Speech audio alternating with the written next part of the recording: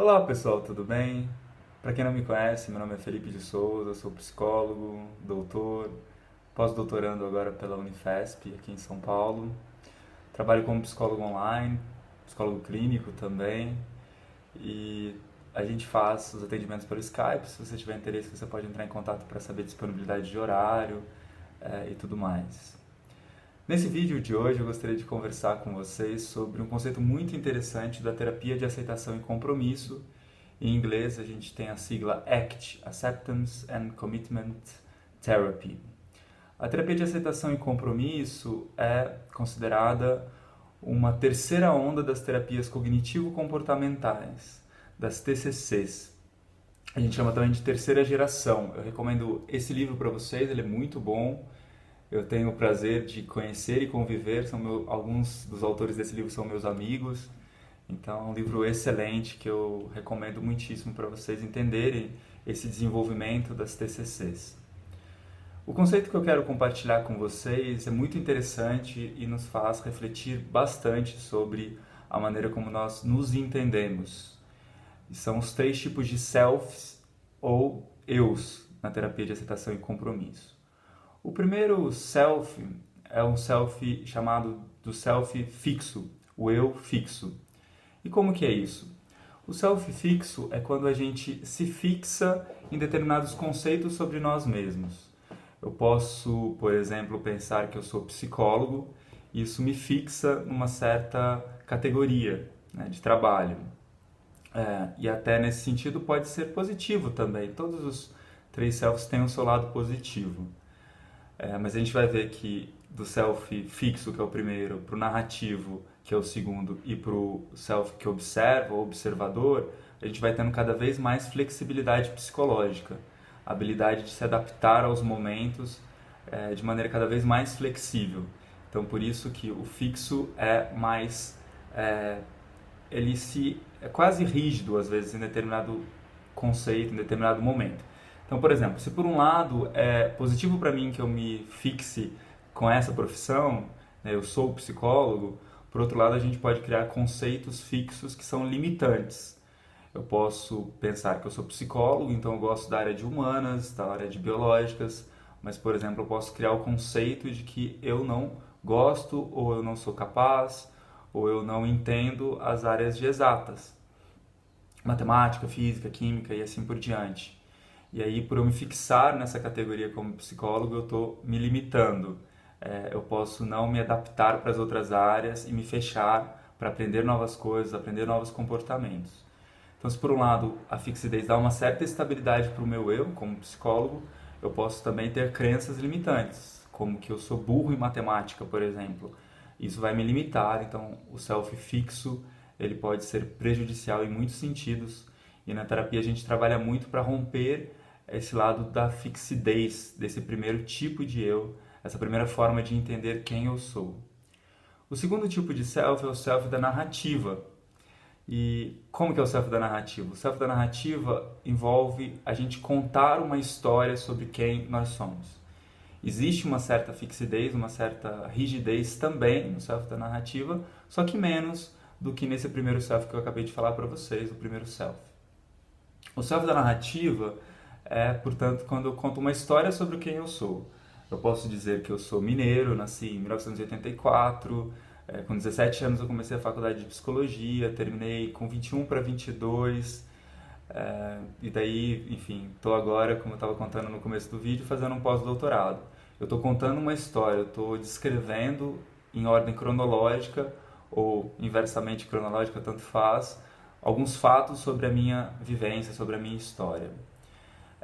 É fixo, porque tem certos padrões, né? Então eu digo que antes dos 17 eu não era psicólogo, entre os 17 e os 21, 22 eu comecei a fazer a faculdade de psicologia, fui um estudante de psicologia, então mudei o meu self de alguém que não tinha a ver com psicologia, comecei a estudar, me formei, né? E aí então eu estou vendo esse desenvolvimento, esse desenrolar da minha história, da minha vivência. O que é interessante do self da narrativa, quando eu começo a contar essas histórias, eu começo a notar que os padrões podem se mudar, né? Eu posso ir mudando, ir transformando a fixidez do self inicial. Então, por exemplo, Mesmo hoje, eu posso ter essa descrição que eu falei para vocês e eu posso eventualmente fazer uma faculdade de exatas. Isso também vai transformar um pouco a maneira como eu me vejo, como os outros me veem, e aí eu tenho uma mudança.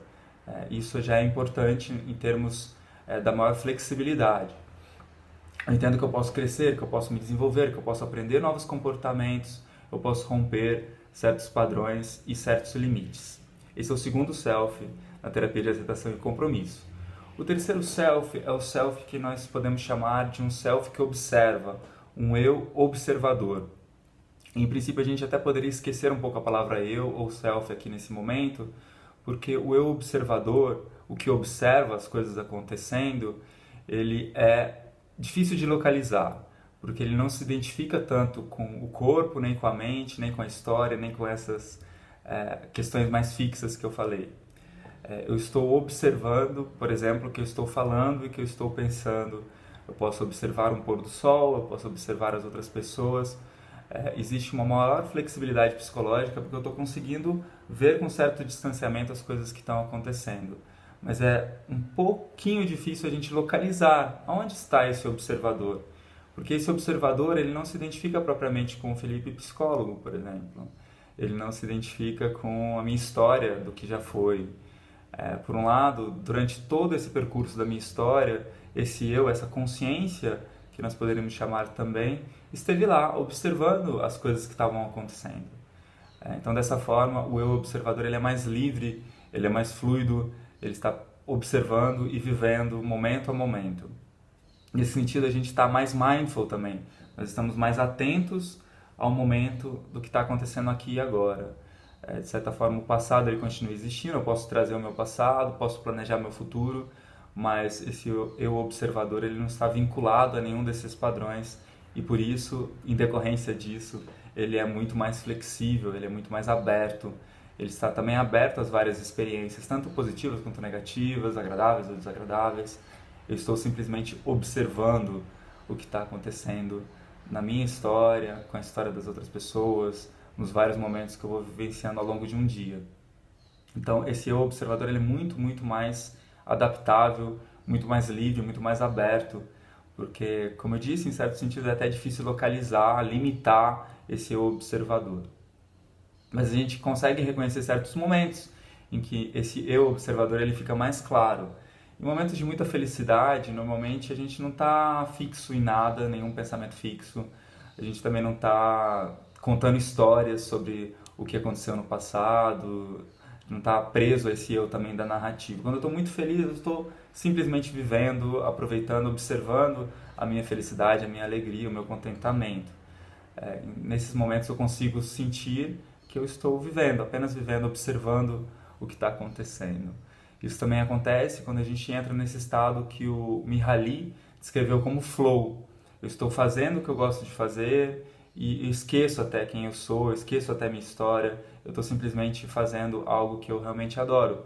Por exemplo, eu estou escrevendo, ou eu estou caminhando, eu estou fazendo algo que eu realmente estou mergulhado na experiência e, portanto, eu estou vivendo a experiência momento a momento, estou observando ela. Esse self é o observador, portanto. O que é importante para a terapia, né, a gente ter esses três conceitos na terapia de aceitação e compromisso, é porque nós visamos trazer mais essa questão da flexibilidade psicológica. Quanto mais flexível uma pessoa é, mais adaptável ela é e provavelmente menos sofrimento também ela vai ter. O eu fixo ele tem um problema, ele traz uma certa estabilidade para minha identidade, mas ele me fixa em certos padrões. Então, posso, por exemplo, ter essa crença de que eu sou burro em matemática, ou de que eu não sei fazer isso, eu não sei fazer aquilo. E eu me fixo, eu posso passar a vida inteira fixado em certos pensamentos sobre quem eu sou, e isso me fecha. Eu deixo de fazer coisas que eu gostaria de fazer de repente. Esse é o problema do eu fixo. O problema do eu da narrativa é porque, embora eu tenha vivido milhares de momentos na minha vida até aqui, milhares de momentos, milhares de segundos, milhares de minutos, eu também seleciono algumas cenas para descrever a minha narrativa. Como eu falei para você, eu selecionei algumas coisas, por exemplo, de que eu sou mineiro, de que eu nasci em 84, de que eu fiz psicologia em tal ano e tal ano. Isso eu estou escolhendo certos momentos da minha história e estou deixando de lado, certamente, outros momentos. E aí essa seleção ela também acaba gerando certa fixidez. Eu posso, por exemplo, ter essa crença de que eu sou melhor em humanas do que exatas, mas se eu for realmente tentar buscar na minha memória, até a quarta, quinta série, eu era melhor em matemática do que era em português. E aí isso cria uma certa contradição também, né? Porque eu estou selecionando sempre nesse eu da narrativa certos eventos e excluindo outros. E eu não noto tanta flexibilidade. Já noto mais flexibilidade do que o self fixo, mas não é assim tão flexível como o terceiro eu, que é o eu que observa. E o eu que observa, ele não se fixa em nenhum desses padrões. Eu posso começar a reconhecer a minha história como de muita transformação e eu estou observando esse processo. Eu não estou necessariamente vinculado, muito limitado a certos padrões. Eu estou observando o que está acontecendo e eu estou mergulhado também, principalmente na minha experiência atual, na minha vivência atual, nas minhas sensações, nos meus pensamentos, nas minhas emoções do momento presente. Isso me faz também viver com mais abertura, com mais flexibilidade do que os outros tipos de selfies. Se vocês tiverem dúvidas, comentários, vocês podem escrever aqui no YouTube ou entrar em contato comigo lá no psicologiamsn.com, que é o meu site. Se vocês quiserem saber mais sobre a terapia de aceitação e compromisso, nós também temos textos lá no Psicologia MSN sobre a ACT, a terapia de aceitação e compromisso. E se vocês, por acaso, quiserem desenvolver mais essa habilidade de estar no presente, essa qualidade de estar mindful, né, de entender o que é mindfulness, a atenção plena ao momento, que é uma das ferramentas, digamos assim, uma das técnicas utilizadas na terapia de aceitação e compromisso, eu sugiro que você faça um programa de 8 semanas de mindfulness. Eu ofereço esses serviços também pela internet, online. Então você pode fazer comigo de maneira interativa, para aprender mais, a ficar no momento, a se abrir mais e a ter mais percepção do seu self, que é o terceiro, que é o self que observa o momento a momento da sua existência, da sua experiência. Se vocês tiverem dúvidas, então entrem em contato comigo. Meu e-mail é psicologiamsn@gmail.com e até logo mais, então, pessoal. Até o próximo vídeo. Um grande abraço.